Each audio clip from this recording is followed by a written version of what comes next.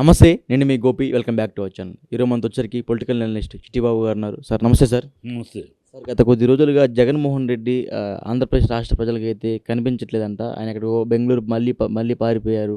అదేవిధంగా మొన్న ఒక ఫ్లైట్లో కూడా వాళ్ళ ఆవిడ ఎవరైతే భారతి గారు అదేవిధంగా జగన్మోహన్ రెడ్డి గారు ఇద్దరు కలిసి ఎకనామిక్ క్లాస్ అంటే సాధారణంగా వెళ్ళే ప్రజలతో ఎలా వెళ్తున్నారు వీళ్ళిద్దరు అలా వెళ్ళారు. అంటే ఎలాగంటే ఇప్పుడు ఎటువంటి భద్రత లేదానికి కేవలం ఒక సాధారణ మనిషిలాగా అయితే జగన్మోహన్ రెడ్డి గారు ఉన్నారు. అతనికి ప్రతి ఒక్క నిమిషం భయంతో తిరుగుతున్నారంట. సో ఎందుకంత భయం జగన్మోహన్ రెడ్డి గారికి? ఎందుకంటే చంద్రబాబు భయమే. చంద్రబాబు ఇప్పుడు అంతా జరుగుతుంది ఏంటి? ఆంధ్ర రాష్ట్ర ఎన్నికలైనాక రషీద్ మర్డర్ ఏంటి? మంచి పాలన జరుగుతుందని చెప్తున్నారు. రషీద్ మర్డర్ మంచి పాలన. మొన్న ఎమ్మెల్యే అతని మీద దాడి పాలన.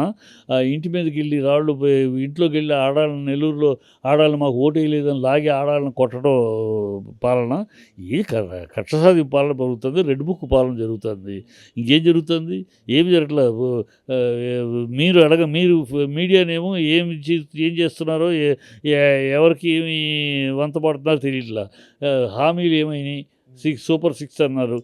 ఈ త్వరలో ప్రవేశపెడతామని చెప్తున్నారు. అది ఎన్నికలప్పుడు అది చెప్పారు. మీకు మెమరీ లేదా? జగన్మోహన్ రెడ్డి గారు డబ్బులు మొత్తం అయిపోయారని చెప్తున్నారు. మీకు మెమరీ లేదా? ఆ డబ్బులు లేవని ఎన్నికలప్పుడు మాట్లాడారు కదా. ఎన్నికలప్పుడు మాట్లాడేటప్పుడు బుద్ధి జ్ఞానం లేదా? మీరేమో నోట్లో వేలు పెట్టి ఇప్పుడే రాజకీయాలకు ఎంటర్ అయినారా? 40 ఏళ్ళ అనుభవం, 14 ఏళ్ళ సీఎం ఉంది కదా. మీకు తెలియదా? ఆ రోజు డబ్బులు లేవని మీరే అన్నారు కదా. అప్పులు చేశారని. మరి అప్పుడు ఎలా చెప్పారు? నోటికి నరంలో నాలిక నరం లేదు కనుక నోటికి వచ్చేట్టు వాగారు. అడ్డదిడ్డంగా చెప్పారు. నీకు ఇంట్లో ఎంతమంది ఉంటే అంతమందికి అన్ని 15 ఏం తమ్ముళ్ళు అని పిచ్చివాగుళ్ళు గాలివాగుళ్ళు వాగి ప్రజలు నమ్మించి ఇవాళ భయం వేస్తుంది అంటారు. సిగ్గు సెర ఉండద్దు ఆ మాట అంటానికి ఒక సీఎంగా నువ్వు. భయం వేస్తుందంటే ఖజానా మొత్తం పూర్తిగా ఖాళీ అయిపోయింది. ఇవాళ తెలుసా నీకు? మేము చెప్పాం కదా ఆ రోజు. అందుకనే పవన్ కళ్యాణ్ అందుకనే జగన్ ఈయన పెంచినా సరే నేను పెంచను, ఇంతవరకే ఇస్తాను, అంతకన్నా ఖజానా భరించలేదని చెప్పింది. నీకు తెలీదా? అప్పుడేమో నోటికి వచ్చినట్టు ప్రజలు మోసం ఇవాళ భయం వేస్తుంది, గుడ్డేస్తుంది. ఈ పిచ్చవాగుళ్ళు.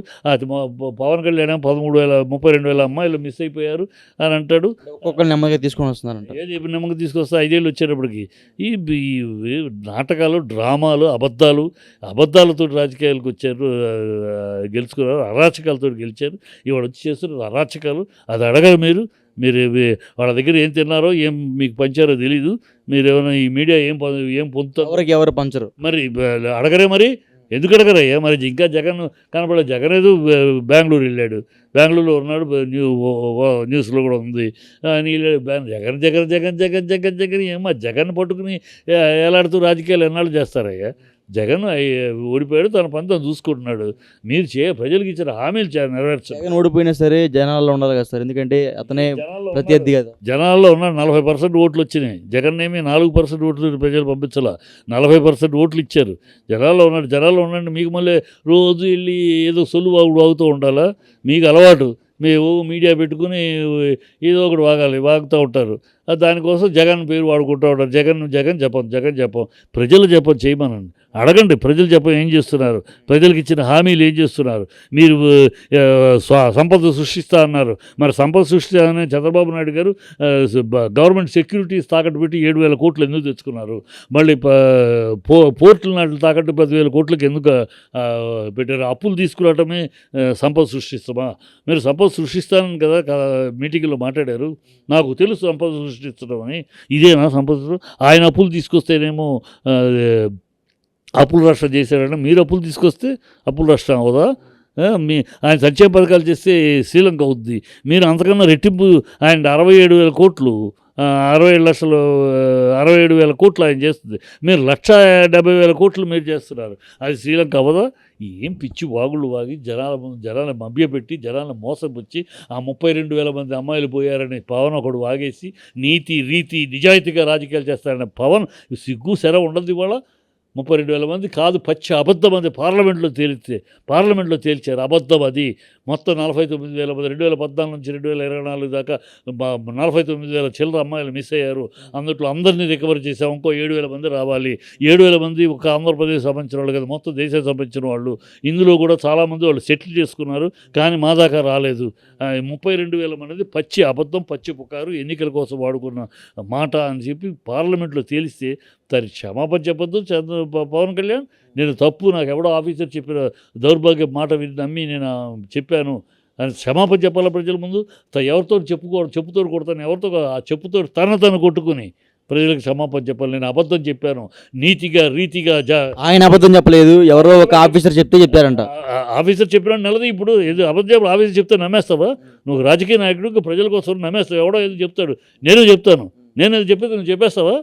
ముందు ఆయనకు ఆయన ఒక ఆఫీసర్ కాబట్టి జనాలకు ధైర్యంగా చెప్పారు. ఆయన ఎవడో ఆఫీసరు, ఇంతవరకు ఆఫీసర్ పేరు ఎందుకు చెప్పు? ఆఫీసర్ పేరు చెప్పు. మనకేం అవసరం? ఎందుకు ఆఫీసర్ చెప్పాడనే కదా నువ్వు ప్రజల్లోకి అబద్ధాన్ని తీసుకొచ్చావు. ఆ ఆఫీసర్ కూడా చెప్పు. మరి ఆఫీసర్ చెప్తే ఆఫీసర్ తెలుస్తారు కదా. సీఎం చెప్తారు. సీఎం నువ్వు చెప్పాలి. నువ్వు కదా సీఎం చెప్తారు సార్. నీకే కదా సీఎం చెప్పావు, ప్రజలకు చెప్పు. నువ్వు అప్పుడేమో సీఎంకి చెప్పావు ఈ విషయం, ప్రజలకు కదా చెప్పావు. 32 మిస్ అయిపోయారు. ప్రజల మధ్యలో నుంచి సీఎం చెప్పారు ఆ రోజు. ప్రజలు సీఎం పక్కనే ఉండని చెప్పలా, నువ్వు తనే చెప్పేశాడు. నాకు ఒక ఆఫీసర్ చెప్తాను మీటింగ్లోనే. అప్పుడు చెప్పేటప్పుడేమో ఇప్పుడు ఆయన ఒక బహిరంగ రాలేదు, సీఎంకి ఆ విషయం అందేలాగా. మీరు ఇంకా సమర్థించి మాట్లాడకండి అయ్యా. నిజాయితీ జర్నలిజం చేస్తే చెయ్యండి, లేకపోతే మూసుకుని జాలరా కొట్టండి, తాళం భజన గ్రూప్లో చేరండి. నిజాయితీగా ఉంటే అడగండి. 10 మంది ముందు 100,000 మంది ముందు నేను చెప్పా పవన్ కళ్యాణ్ ఆ మాటకేంటి చెప్పు, దానికి సమాధానం చెప్పని అడగాలి. పార్లమెంట్లో అది అబద్ధం అని చెప్పారే, ఎన్నికల కోసం వాడిన ప్రక్రియ అని చెప్పారే, దానికి ఏంటి మీ సమాధానం చెప్పని అడగండి అయ్యా. దమ్ముంటే అడగండి అయ్యా. ఊనే ఎందుకు భజన కార్యక్రమాలు రాజకీయ జర్నలిజం చేస్తారు? మీరు భజన చేస్తారు ఎందుకు? భజన చేయకండి, నిజాయితీగా అడగండి. దమ్ముంటే నిజాయితీగా వెళ్ళి, అయితే మూసుకుని కూర్చోడు. ఊరే ఎందుకు భజన, పవన్ తాళం డప్పు డోళ్ళు లాగా ఎందుకు పనిచేస్తారు రాజకీయాలు? ఈ విషయం మీద కనీసం పవన్ కళ్యాణ్ నిలదీయండి, మిగతా మీడియా నిలదీశారో చంద్రబాబు నిలదీయండి. చంద్రబాబు హామీల మీద వెనకడుగేస్తున్నాడు, అబద్ధాలు ఆడుతున్నాడు, అది అడగరా? పవన్ కళ్యాణ్ 32,000 మంది అమ్మాయి, అది అడగరా? జగన్ బెంగళూరు జనాల్లో ఉండట్లేదు, ఈ పిచ్చి మిగతా మీడియాలో వదిలేస్తే కనీసం సాక్షి అయినా సరే పవన్ కళ్యాణ్ ఎందుకు ఫోకస్ చేయట్లేదు? మరి మీకెందుకయ్యా జగన్ మీద? మీకెందుకయ్యా? మీ అధికారం మీకు ఇచ్చారా, జగన్కి ఇచ్చారా? జగన్ గారు అనట్లేదు సార్. ఫస్ట్ క్వశ్చన్ చూడండి, జగన్కి అధికారం ఇచ్చారా, మీకు ఇచ్చారా అధికారం? మీకు ఇచ్చారు అధికారం. మీరు ఉంటున్నారా, మీరు ప్రజలకు చేస్తున్నారా? చూడండి, జగన్ చేస్తాడు చేయడు. జగన్ ఓడిచారు, ఉన్నాడు, అతను ప్రజల్లో ఉంటాడు. జగన్మోహన్ రెడ్డి గారు చేసిన తప్పులు ఎత్తి చూపిస్తున్నారు. ఇప్పుడు ఇంకా చూపించారుగా, అదే మీకు ఇదే పని చూపించారు.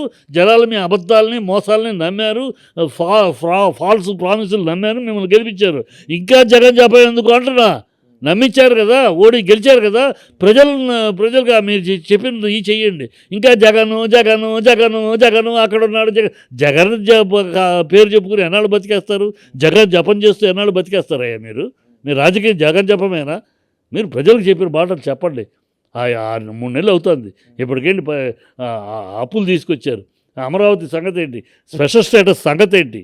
అమరావతికి ఆ సంగతి నడుస్తూనే ఉంది సార్. ఏం నడుస్తుంది? ఏమి లేదు. అబద్ధాలు 15,000 కోట్లు వచ్చినాయి అని పిచ్చి అబద్ధాలు ఆడతారు. అమరావతి అక్కడ పనులు వేగవంతంగా జరిగిపోతున్నాయి, జరుగుతుంది. ఊరిని ఈ పడికట్టు పదాలు మాట్లాడి ఏం జరుగుతుంది? 15,000 కోట్లు వచ్చినాయి. ఎక్కడొచ్చినాయి 15,000 కోట్లు?